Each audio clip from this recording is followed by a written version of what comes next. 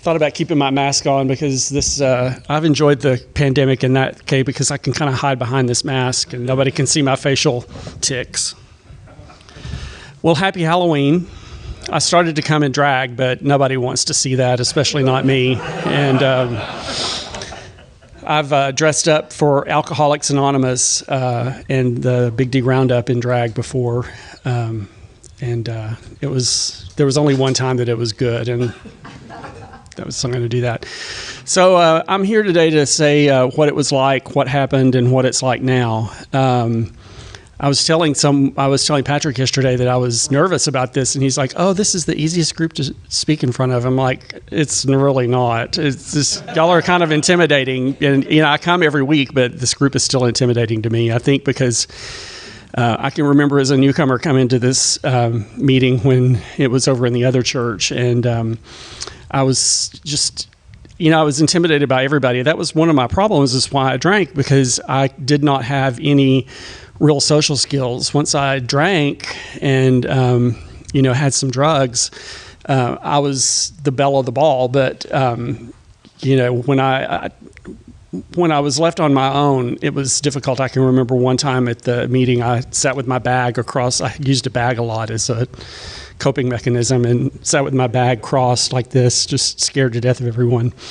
So I grew up in a small town in East Texas called Winnsboro, and it was a great place to be from. It was not a great place to be a young little gay kid, especially a young little gay boy. I mean, I wanted to play I Dream of Jeannie and, bake with my mom, and I wanted an easy bake oven. And my dad wanted me to be a hunter and, to go work the cows with him and stuff. And that was just not me. And I got out of there as quickly as I could. But, some things, and I look back on it now, and after talking to people who have had serious dysfunctional families, my family was really great. They were loving, and there was never any violence in the home. I got spanked, but I deserved it most of the time.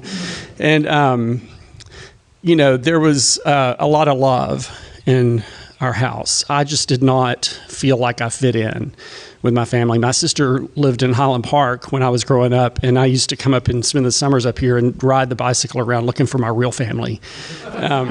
Because I just knew that I belonged, on Beverly Drive, not on Route 5. And, but now I wouldn't trade my family for anything. They're so supportive and, have always been there for me.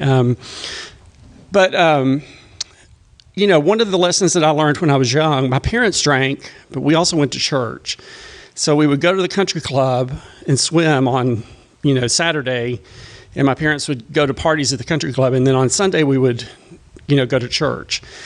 And I guess, that sort of, my therapist now tells me that I live in a world of black and white, that I don't really live in a world where there's gray. And I guess that I come by that naturally.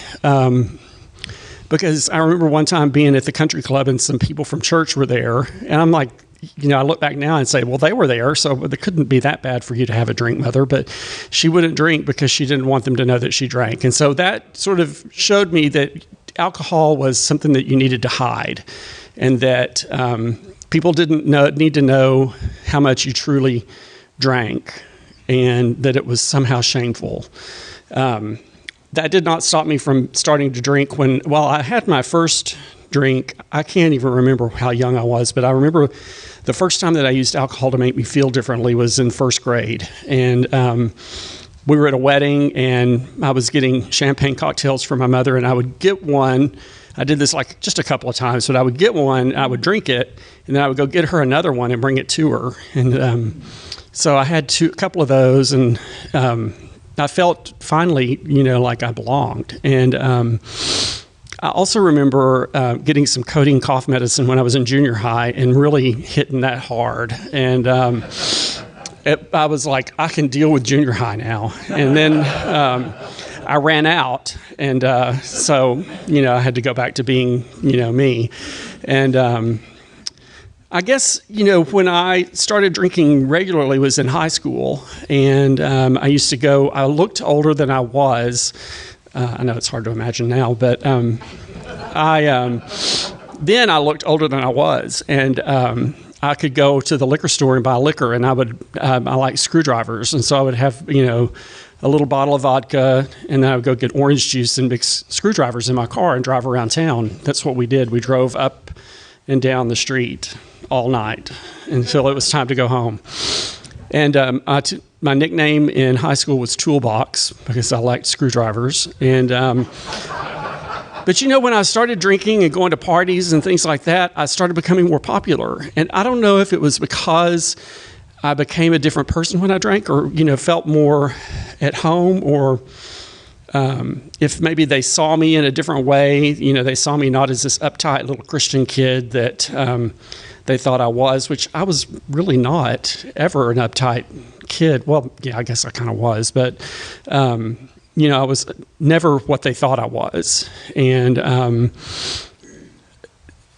when I graduated from high school, I got accepted to a college in South Texas and was like, okay, I'm going to completely reinvent myself when I go to college. And I did. And I went from being the best dressed kid in high school to being like a full on new wave punk kind of guy. I had a Flock of Seagulls haircut, went to thrift stores and bought all my clothes. I came home for the first time with this Flock of Seagulls haircut and a trench coat and, all black clothes, and met my parents at the football game. And as I walked down the stadium, of the football game, there's just a hush went over the crowd.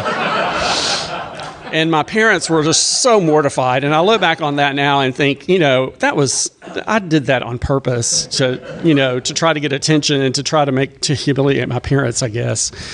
I succeeded. The next morning, my mom, when I woke up, she said, well, your hair doesn't look too bad when it's not all spiky like that. I did more drinking and doing drugs in college than I did going to class. I'd go to class, but I wouldn't really pay attention. I didn't read the books, which I get really mad at my students now who, don't read. And I have to remember that I was that student in college. And I felt really guilty about that for a long time. My parents were working hard to send me to college, and to send me to college without me having to take out student loans or anything like that. And you can actually send a kid to college back then, with a 2-income family. Now you have to borrow money pretty much. Everybody has to borrow money unless you're extremely wealthy because college has gotten so expensive. But, my mom was working at a job that she did not like in order to send me to college. And I felt real guilty about that for years, that I just pissed that away at the time. And she told me, a few year ago or so, she said, well, that helped you to become more social, and it helped you to come out of your shell. And so I kind of felt a little better about, fucking up because, it did. I had friends, what I thought was friends. I flunked out of school, as you do, as one does when you have a 1.8 GPA. And so I decided I was going to move to Austin. I didn't want to live at my parents' house, and it hadn't, my drinking and drug abuse hadn't gotten bad yet. I had done everything pretty much except heroin. I did everything except heroin. Drugs are a part of my story. I hope you don't mind. If you do, it's too late. But, drugs took me down a lot faster than I probably would have just had I been a garden variety alcoholic. But anyway, I did, it started out with pot. I mean, they always say that pot's a gateway drug, and it kind of was for me. I never did heroin, and, I never did crack. Well, I smoked some coke before, but I don't know if that was really considered crack. So where was I going with that? Y'all didn't want to hear all the litany of everything that I've done. I moved to Austin, and I can remember being really happy when it was 4 o'clock and I was about to leave work, because I would go to the liquor store that was across the street from my house and buy, first it was a 6-pack, and I would drink the 6-pack every night. Then it became a 12-pack, and I would drink a 12-pack every night and pass out. Finally, after, 9 months of doing that, passing out on my sofa, I was like, this is boring. I think I'm going to start going to clubs. And I had already come out kind of to myself the day that I moved to Austin.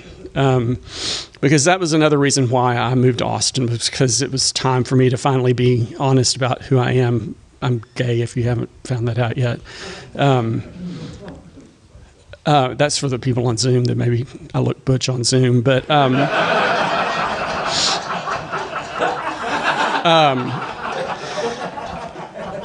and so I started going to the clubs, and my goal at being in clubs was to get on the guest list. I wanted to be that person that was popular and on the guest list. And within 2 years, I had developed a really big drug problem.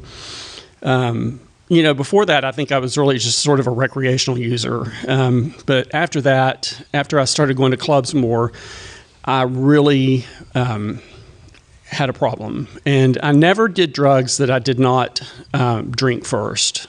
So, my story begins and ends with alcohol, but very rarely did I take a drug that I did not have something to drink first. And so I lost my job. They tend to want you to come to work when you work in a bank, and they also tend to not like for you to steal money when you work for a bank. And I did both, and I've never really said that from the podium. I don't even think I've ever told Michael that. But I left Austin with my tail between my legs and moved back with my parents, which their only requirement was that I did not do drugs. And at that point, I was willing to do anything because my life spiraled out of control. And I weighed 145, 150 pounds, and I'm the same height as I was then. And I don't weigh that much now. I kind of wish sometimes that I was that skinny again, but I was emaciated. And there's pictures of us on vacation that year, and I just looked like a really tall exclamation point. And with this big head, on top of this skinny body. And so I sort of just hung out for a year and didn't really do anything. And my parents, I had some little jobs here and there, but my parents did not really push me to get a job because I think they knew that I was not ready for anything. And finally, after about a year, I started working for my mom, the company that my mom worked for. And by that time, I was able to go back to college and went back to college and did really well. I found out that when you read and you pay attention in class and you go to class and you do the homework and all that stuff, that you make good grades. And I made really good grades, and I raised my GPA from a 1.8 to a 3.1 in like 2 years. So before I graduated. And when I was in graduate or in when I was in college, I became really good friends with one of my professors, and she had this office that was just filled with books, and I loved to read. And she talked a lot in class about the travels that she did and the things that she did, and I'm like, that's what I want to do. I want to be a professor because I want to have a job where I talk about literature and, stand in front of people and they pay attention to me, and, have summers free that I can travel, but not like in high school where they, maybe have 2 months. I want the whole 3 months, and I want the month at Christmas, and, I want all that. And so when I graduated from college, I started up into graduate school working on my master's. And it was really great when I was living at home. But then, it had come time for me to move. This was in 94, and it was time for me to move out on my own. And I thought I was ready, but I was not. And it just sort of started happening again. I just did not have any control over using drugs and drinking. I could probably have handled the drinking, but, for me, drinking always leads to drugs. And I chose drugs and alcohol over graduate school and over the life that I wanted for myself. And I took a 19-year-old hostage and moved him to Dallas with me, and in the June of '96. And I soon fucked that up. Oh, excuse my language, but I soon cheated on him, and he ran away. And that whole year of '96, I turned 30 in July of that year, and it all just started slipping away again because I could not control myself. And, I really tried, and I went to therapy, and she suggested that I go to AA. I'm like, I just don't really think it's that bad yet. And, she fired me, and then it got bad.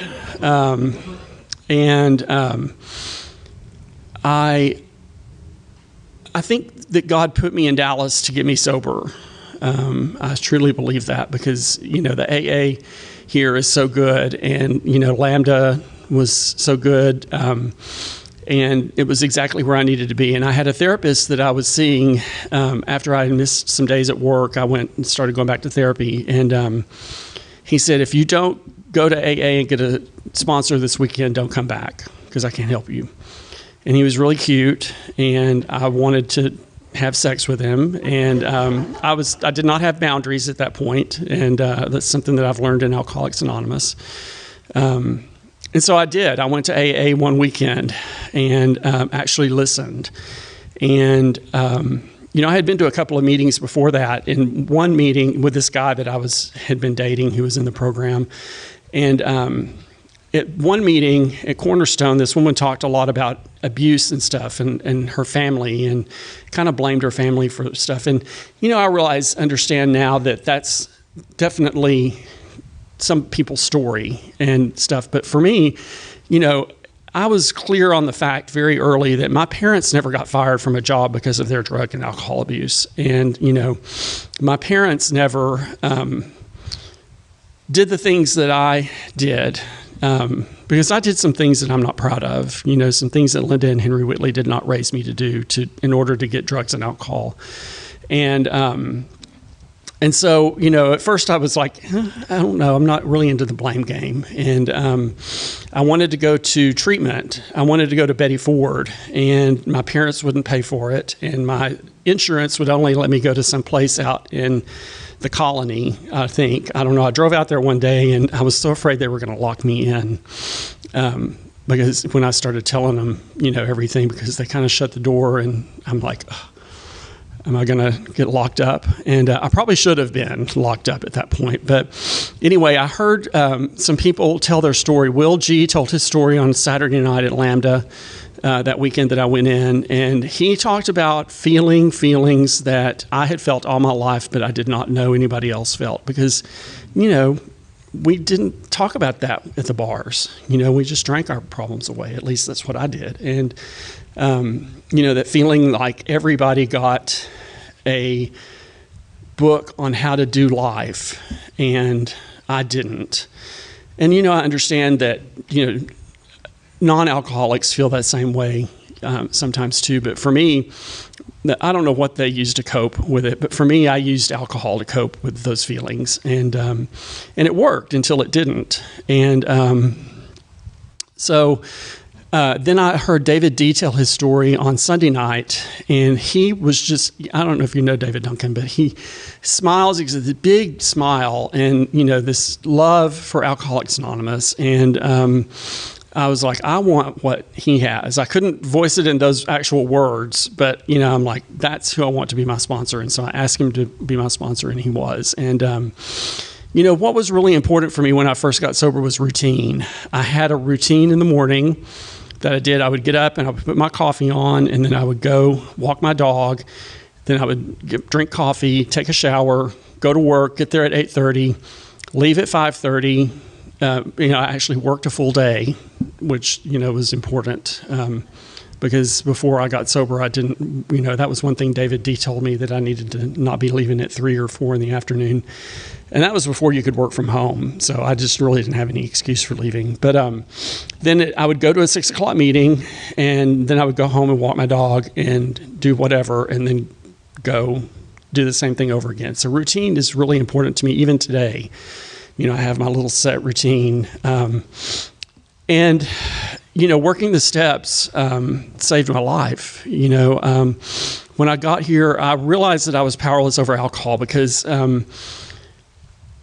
I would be sitting at home when I was drinking. I would be sitting at home on a Friday night, and I would be thinking to myself, I'm not going to drink or do drugs this weekend because I want to go to yoga tomorrow, and I want to walk the dog and, do the normal errands and things like that normal people do on Saturday.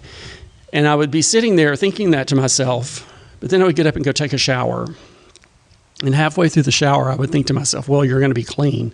You might as well go to the bar for a little while, but you're not going to drink. I'm not going to drink because I've got this yoga to do, and I've got this dog to walk, and, house to clean and all this stuff. And I would get ready and get in my car, and halfway down to the bar, I would think, well, you can't find your next husband unless you're able to talk to people, and you can't talk to people unless you can drink. So, but just have one. And by the time I had half of a drink, I was, buying other stuff. And, I realized that for me, I don't have any control over getting up from that chair and going and taking a shower. It's the whole process of getting ready for that drink that I don't have a lot of power over. And I have to, today, because I still think about drinking, usually when things are good, when shit's hitting the fan, I don't want to drink. But when life is good, which it has been a lot, I want to celebrate. And, I think about drinking, and then I think about something else. I think about everything that I would lose if I did drink, all of you, and all of my self-respect and self-esteem that I've worked really hard to develop over this last 24 years. And but I didn't think my life was unmanageable, because I came in here wearing a suit, and, I had 2 really nice cars. I've always liked to have at least 2 cars, and that's kind of a bad thing. So I didn't think my life was that unmanageable. And God had to show me that my life was unmanageable by stripping all of that stuff away from me. And it took him a couple of years, because I'm very determined when I'm out there seeking credit. And, I lost everything. I had to move to a 1-room apartment from this really nice duplex that I was living in over in the M Streets. And, I was finally shown that when I try to manage my life, it's unmanageable. And so, I really internalized step 3 and turned my will and my life over to the care of God as I understand God. And, 2, came to believe, I still am coming to believe in a power greater than myself. My definition of my higher power changes constantly and gets bigger. And it's not my higher power that's gotten bigger. It's my perception of what that higher power can do for me. And the more that I trust in that higher power, the better my life is. Step 4, I had been wanting to tell everyone who had screwed me over for years. I've been wanting to tell that kind of stuff, and nobody would listen. And finally, I was able to talk about all those resentments that I had against people in high school that called me fag and said Whitley has AIDS and all that kind of stuff. And, really kind of hurtful stuff now that I look back on it. And it's okay, because they're all fat and grandparents now. So, and I may be a little fat, but I'm not a grandparent, so thank God. That just got really loud. God's telling me something. I shouldn't make fun of fat people, because I am fat. And so, it was about cleaning up all of that stuff from back then, and I can say that I remember those things that happened, but they don't affect me anymore as much as they did. It's like I acknowledge that that was a part of my past, but I don't live my life trying to make those people understand that I'm a good person. and that I'm successful and everything like that. I used to try to live life at people, and I wanted to show them that I'm okay despite what they did to me, and I don't have to do that today. Step 5, I had actually told David the very worst possible thing that I thought that I had ever done, which is not something that I'm going to share from the podium, obviously. And he was like, I did the same thing, and here's what I did about it, to get over those feelings of guilt. And so when I did step 5, it was, it was so freeing. I would like to say that I went home and did, the hour of meditation and things like that, but I didn't. And I almost went back out after that because I think that I did not, I'm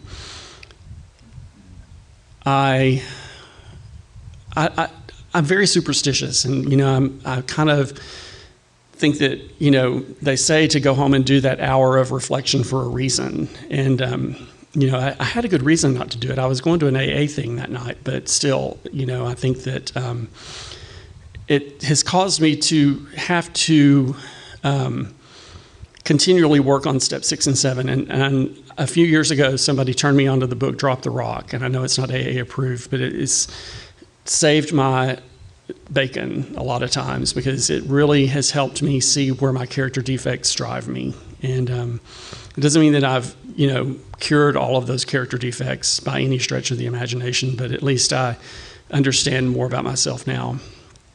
Step 8 and 9, I was afraid to talk to people about the things that I had done and to, try to make it right. So I put that off for a while until I couldn't just put it off any longer. And I heard a speaker say a couple of months ago that there's no such thing as living amends in the big book. And I was like, great, I'm going to have to go back and do all these amends because I've been doing living amends to my family for all these years. And, my sponsor set me straight on that. So it's okay if I've, been doing living amends because, I needed to become a different kind of son and a different kind of brother than I was. And, I don't manipulate my family by my bad behavior anymore.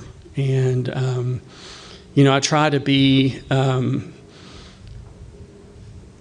I try to care about my family more than I think that I did in the past and to treat them more with respect. And it's hard sometimes, because they irritate me. Somebody has said before, it's not original, that they push the buttons because they installed them and they know where, to get me. And, I have to remember too that they don't have a program to work like I do and that I have to be the bigger person sometimes. And that, my family doesn't really give me any trouble. One member is giving me trouble right now, but I'm in therapy over that, so it's going to work out fine. And she's really not doing it to me. She's just doing it. And I've been thinking that she's doing it to me. So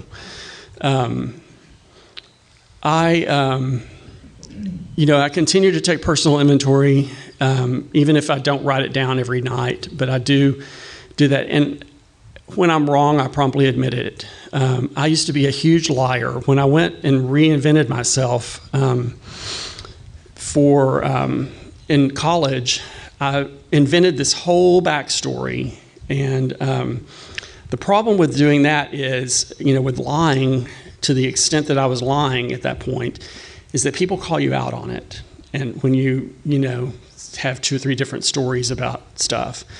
And I was humiliated a couple of times getting caught in a lie. And so I had to Tom M. actually told me a really good tool to stop lying. And it is when you tell a lie, immediately you say, you know what I just told you is a lie, and here's the truth. And I did that a couple of times and, lied about stupid stuff,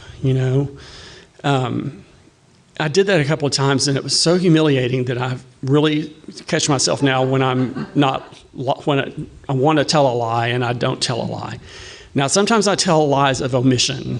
I don't tell everybody the complete truth, but there's only really one person that I need to tell the complete truth to, and he's sitting up there on the front row. And, the rest of you don't need to know all my business. If you want to ask me about it, I'll probably tell you. But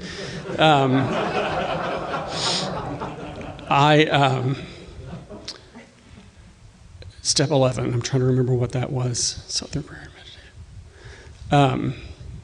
I am not that good about meditating per se, but I do get up every morning and read the daily reflections before I go to the gym while I'm drinking my coffee. And, I pray and I ask God to remove from me the desire, compulsion to drink, do drugs, and to kill myself. Because when I was descending into that madness in Austin, I tried to commit suicide 2 or 3 times. And even in sobriety, when I got sober, well, this is kind of a long story, but I kind of ran drugs a little bit. And I needed a gun.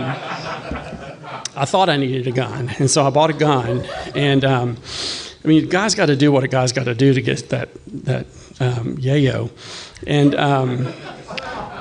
I had a gun, and I remember being in sobriety and sitting on my bed with that gun and thinking, what am I going to do with this gun? Am I going to kill myself, or am I going to not?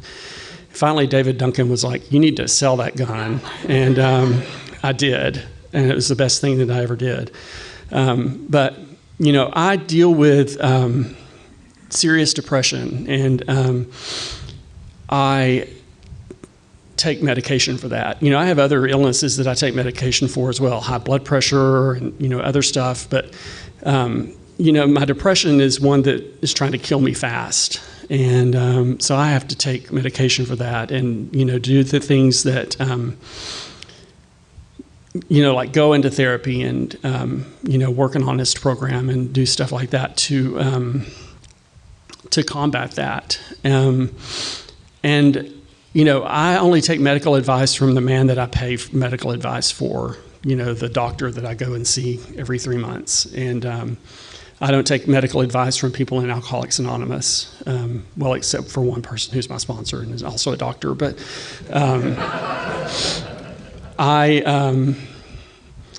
that getting outside help saved my life. And right around 2000, that was right around the time that my life, that God took all that decoration, all the decorations that I thought that I needed to have on me and around me to make me feel good. And I would be lying if I didn't say that I'm still doing that to a certain extent today. I just have more financial I said amends. Ooh, that was a Freudian slip. I have more financial means today to do that kind of stuff than I did in 2000. And that doesn't make it any better that I'm doing it. But I realize that I'm doing it, and I'm, at least honest about some of the reasons why I do the things that I do. And, I'm still trying to fill that God-sized hole. I told Michael this morning, I'm like, I don't know that I have a whole lot of hope to offer today because I'm, having to make some serious financial decisions. And I feel like I shouldn't be here at this point in my life, but I am. And so, I've just been taught to do the next indicated step. And I don't know what the next right step is or whatever, but the next indicated step is, for me to talk to people in Alcoholics Anonymous who have been through financial difficulties before. And, there's no reason why I should be, except for the fact that I like to fill my life with things and experiences. And eventually, those you have to pay for that stuff. And at least I do. And Michael said this morning when I said, I don't think I have any hope, he said, your story is your hope. Your experience is your hope. And this program has given me a life beyond anything that I could have imagined. I went back to college in 2002. Kind of going back to step 3, I don't know what's best for me a lot of times. And I worked for American Airlines for a few years, and there was this job in California that I really wanted. It was in the marketing department. And, I used to think Dallas was the problem, that I needed to get out of Dallas. that if I got out of Dallas, that everything would be fine. And Los Angeles seemed like a really good place to live.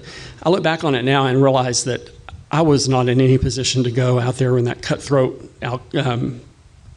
land of, beautiful people. And but I wanted this job, and American Airlines had acquired TWA, and so they put a hiring freeze on, and I couldn't get that job, and I was pissed because I'd already been, looking at apartments in West Hollywood, and all this other stuff, and checking out the earthquake situation, and so I was really unhappy. And this was in 2001, in like the summer of 2001, and then 9/11 happened, and then in 2002, the spring semester of 2002, I got a full ride scholarship to SMU to get my master's. And a few months after 9/11 happened, I called out to LA, that office, to talk to somebody about something else. And I said, so how's that person that got my job? And they're like, oh, we had to let her go after 9/11. And I was like, oh. It just all fell into place. I got some sponsees in 2002 that I would not have had if I had moved. I would have been, 1,500 miles away from, all of my support people if I had gotten laid off there. So, God knows what's best for me, and I don't. And so I got my master's at SMU, and, got a job with the federal government, and I loved it because it was helping people, and helping people who had been in natural disasters. And I went to New Orleans for a few months and worked after Katrina, and it was just so rewarding, and it was financially rewarding too. But then I got laid off, and I didn't think you could get laid off from the federal government, but you can. Thanks, Obama. And in 2010, I got laid off, and I was working for a woman that I had worked for before doing recruiting, and I was actually a really good recruiter, although I hate talking on the phone, and I don't really like talking to people.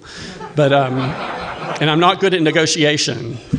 Just ask any car dealer I've ever been to that, will say that I'm not good at negotiation. I should let Chris F. do that for me. But I was sitting at home one day working from home, and I was thinking to myself, why is it that none of these jobs seem to be panning out? Here I am again, working at a job that I don't like. And why is this? And this little voice came into my head. Now, I don't hear voices, but, this little voice came into my head and says, maybe it's because you're not doing what you're supposed to be doing. And I was like, oh, yeah. And, that dream of being a college professor had never really gone away. I just, life got in the way, and I didn't see how I could do it. But at that point, I was financially able to do it, and emotionally ready to do it too. I think that I had to be mature enough to handle a classroom of 25 college students, and I was probably not mature enough to do that before. And so I emailed a lady that I knew at the school where I got my undergraduate degree. I said, what would I need to do to get into college or get in there and, get my PhD? And she said, well, I'm the department head now, so you're in, and I'll give you a job and free tuition. All you have to do is apply. And I was like, there it is. That's it. And that's the answer. And the day that I went back to graduate school and stood in front of a classroom to teach as part of my graduate assistantship, it was like, this is what's been missing. This is what I'm supposed to be doing. I know that being in Alcoholics Anonymous and helping other people achieve sobriety and staying sober myself is one of the roles that I'm supposed to play in this life. But I think also being a teacher is another role that I'm supposed to be playing. So, I had to move out to Commerce to direct the Writing Center because I got this really great opportunity to direct the Writing Center, and that not, a lot of graduate students get.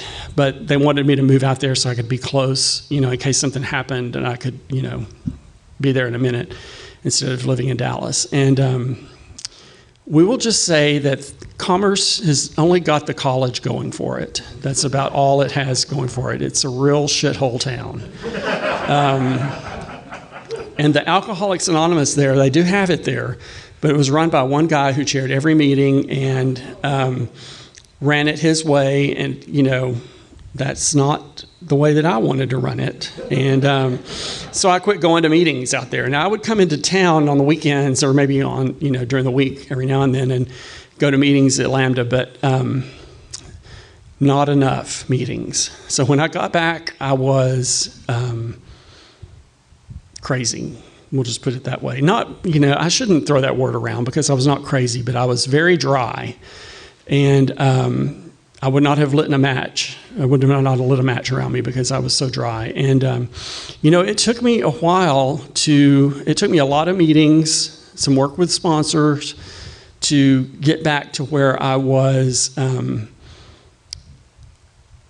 a better position emotionally and mentally after that hiatus from meetings for almost 3 years. But, that's one of the powers of Alcoholics Anonymous is that, you don't have to drink to start over in AA. I've started over a lot of different times in Alcoholics Anonymous and started the steps and done the steps over multiple times or, even done, steps on different problems. So are there any birthdays today? Michael? I don't think so. Okay. Well, I'm going to finish up anyway early. So, because I've almost run out of things to say and I always heard you want to leave them wanting more. So, which may explain why I don't have a boyfriend. But, I live a life today that I'm, for the most part, proud of. There are some things that, I'm working on that I'm not proud of, but, my life is amazing today. And I get to live a life. I didn't really expect to live this long. I'm HIV positive. I found out in 93. I was lucky enough to get into the drug trial for the protease inhibitors right after I found out I was HIV positive. So I've been on the new drugs for however many years that is, almost 30 years. And I know that that's God working in me because he had other things for me to do. It was not time for me to die then. And I don't hope it's not time for me to die anytime soon. So I always like to end with this. There's promises throughout the book, but these are my favorite promises. I hope I don't start crying because I don't have any water up here to mitigate that. So if we are painstaking about this phase of our development, we will be amazed before we are halfway through. We are going to know a new freedom and a new happiness. We will not regret the past nor wish to shut the door on it.